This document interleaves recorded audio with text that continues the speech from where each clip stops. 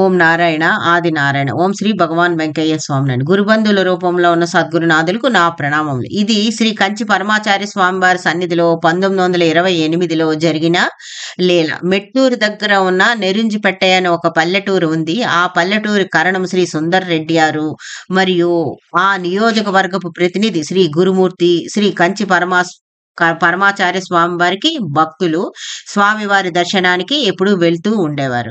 స్వామివారు వారి ఊరికి రావడంతో వారు స్వామివారి కోసం బ్రహ్మాండమైన ఏర్పాట్లన్నీ చక్కగా చేశారు.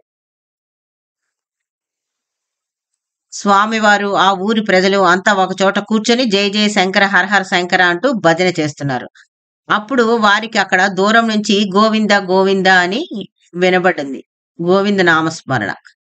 ఇప్పుడు మహాస్వామి వారు అడిగారు, ఎక్కడ నుంచి ఈ గోవింద నామస్మరణ వినిపిస్తుంది అని అడిగారు. అప్పుడు వారికి చెప్పారు, అక్కడ దగ్గరలో పాలమలై అనే ఒక కొండగట్టు ఉంది. అక్కడ ఆ కొండపైన సిద్ధేశ్వర స్వామి వారి దేవస్థానం ఉంది.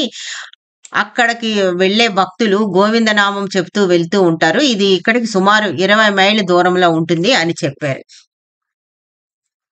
ఆ విషయం వినగానే మహాస్వామి వారు చాలా సంతోషపడి ఇలా అన్నారు, ఈశ్వర దర్శనం కోసం గోవింద నామ జపమా, నేను కూడా ఆ సిద్ధేశ్వర స్వామి వారిని దర్శించుకోవాలి పదండి అన్నారు. అంటే అప్పుడు అక్కడ ఉన్న భక్తులు అది కొంచెం దూరము, వెళ్ళడం 20 మైళ్ళు ఉంటుంది, కష్టం అని చెప్పారు. కానీ మహాస్వామి వారు మాత్రం సంకోచించకుండా ప్రయాణం ప్రారంభించారు. ఆ ప్రయాణానికి కావలసిన ఏర్పాట్లన్నీ ఈ సుందర్ రెడ్డి గారు మొదలగు వారంతా ఏర్పాట్లు చేశారు.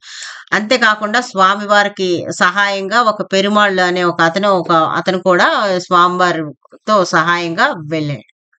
స్వామివారి కొండ ఎక్కి సిద్ధేశ్వర స్వామివారిని దర్శించుకున్నారు.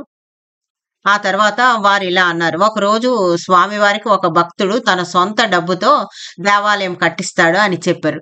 అదే విధంగా 62 సంవత్సరముల తర్వాత అంటే 1990లో ఒక ఉత్తర భారతీయుడైన ఒక భక్తుడు వచ్చి స్వామివారి దర్శనానికి వచ్చి అక్కడ దేవాలయం నిర్మించాడు.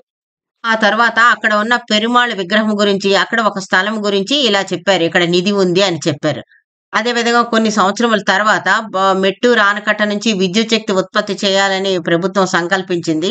అప్పుడు అక్కడ నిర్మాణము సాగించే క్రమంలో వారికి పెరుమాళ్ విగ్రహాన్ని పక్కకు తీస్తే కింద 25 అడుగుల లోతుకు తవ్వగా ఆంజనేయ స్వామి విగ్రహం, సీతాదేవి, శ్రీరామచంద్రమూర్తి విగ్రహాలన్నీ దొరికాయి. అంటే గురువు గారు స్వామి శ్రీ పరమాచార్య స్వామి వారు చెప్పిన నిధి వారికి అక్కడ దొరికింది. అవన్నీ తీసుకొని వారి స్వామివారి దర్శనానికి వెళ్ళారు. స్వామివారి ఆశీస్సులతో గుడి నిర్మాణం చేశారు.